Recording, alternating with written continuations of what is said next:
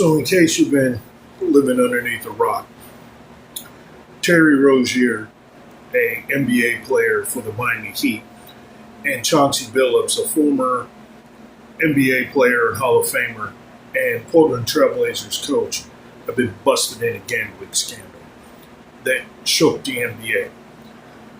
I'm not surprised by this at all, is because now they've made sports betting legal, gambling legal, and at some point, someone with a big name was going to take a chance. This doesn't shock me at all. I'm just shocked that it took them this long to figure out that this has been going on for like the better part of 6 years.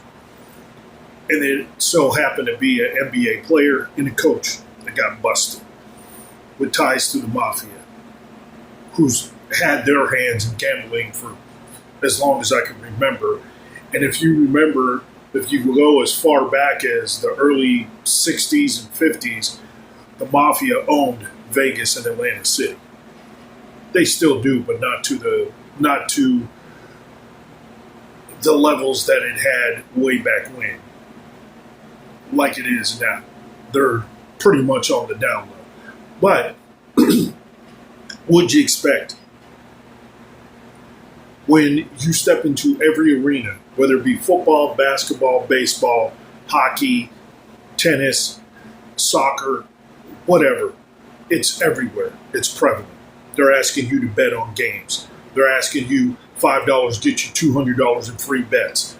At some point, why don't you think that that is just a sign for, hey, come and take a chance, right?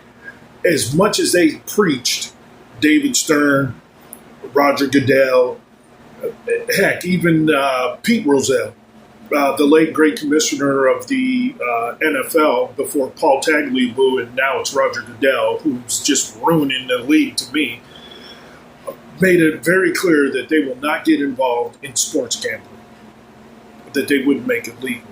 Just like David Stern wasn't going to make it legal. Now it is.